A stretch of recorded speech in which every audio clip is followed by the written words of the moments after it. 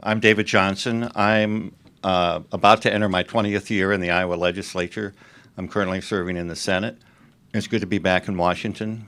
45 years ago, I was a few blocks away on the fifth floor of the Washington Post, and that was a very exciting summer in 1972 when I was here at the very beginning of the Watergate scandal.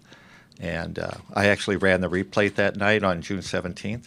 And if you know the old hot print way of doing things, I was the replate guy back then, that night. I was working the graveyard shift. And Bernstein owes me a carton of Cools. He owes me a carton of Cools. He bummed off everybody. But anyway, I have a very good Republican pedigree, I believe, in the state of Iowa. My dad was National Commander of the American Legion. He later ran for governor. He came to Washington in 1969 and ran the Veterans Administration for President Nixon for 5 years. He then was chief of staff for one of our U.S. senators. But last June 7th, a year ago in 2016, during the presidential campaign, I had endorsed Carly Fiorina for president. I have a history of working on presidential campaigns in the First of the Nation caucus state, and I had already dismissed our current president because of the fact that he had mocked a disabled person. Not that that person was a reporter for a very good newspaper, but I'll talk a little bit about that later. And then when he started questioning the ethnicity of an Indiana state judge or Indiana-born federal judge. That was it, and I decided to make my announcement that day, which was June 7th, that I would become an independent in the third most Republican Senate district in the state. There was 50 senators in the Iowa Senate.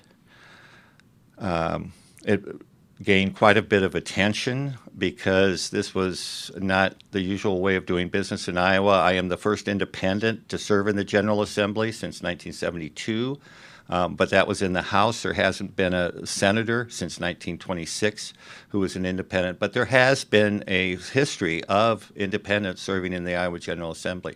22 of them, in fact, that I found through my research, so this is nothing all that new.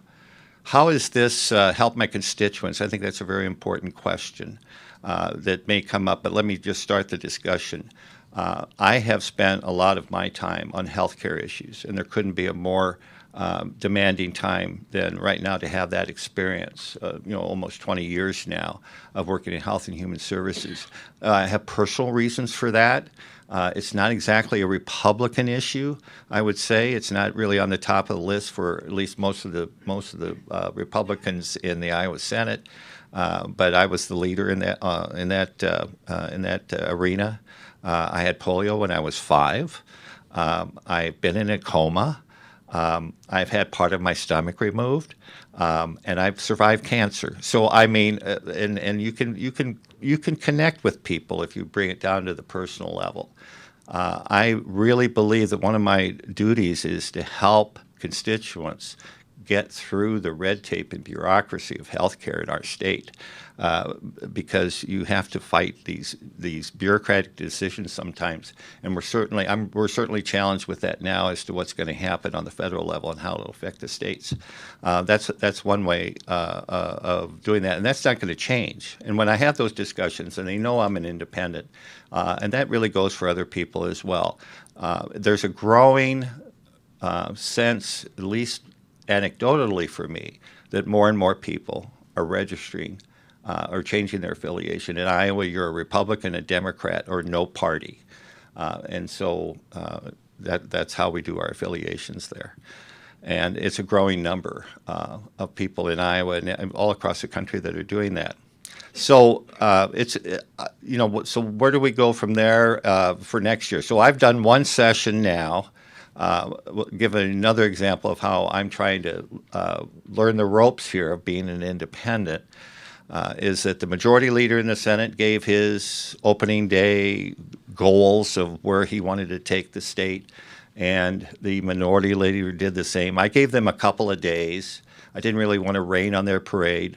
But I asked for the floor a couple days later, and I gave my independent manifesto, if you want to call it that, of what I wanted the state to do. My issues right now in the state of Iowa are education and the environment, as well as health care. In education, this is what befuddles me, is why is a party that swept through the state, a rural state, cutting their own throat because if we can't fund the schools adequately, we're going to see those schools close. And people move away when schools close. People move away when hospitals close. People move away when there are higher paying jobs in other states. We are a low wage, low skill state, and we haven't done anything to improve it. So the Republicans can talk all they want about tax cuts and how it's going to spur economic growth and more jobs, and it doesn't work. I've been there for 20 years, and it hasn't worked yet. So that's one thing. Also, we are the #2 contributor in Iowa to the dead zone in the Gulf of Mexico.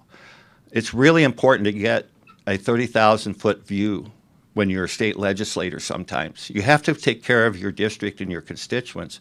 Like I said, I come from a rural district, 5 counties of the 99 in Iowa, and it's rural. We farm.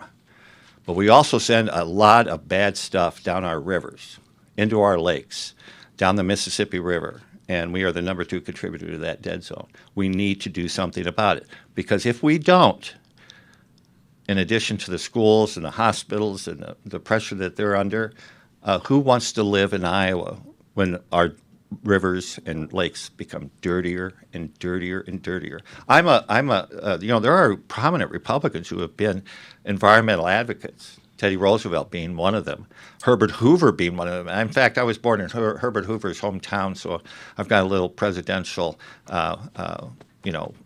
roots, I guess I would say. I'm not running for president, but I have presidential roots. So, and he was a conservationist, and we've had people who've done that. So anyway, and of course it was Richard Nixon who signed the bill that established the EPA. So there are Republicans who care about the environment. Thank you very much.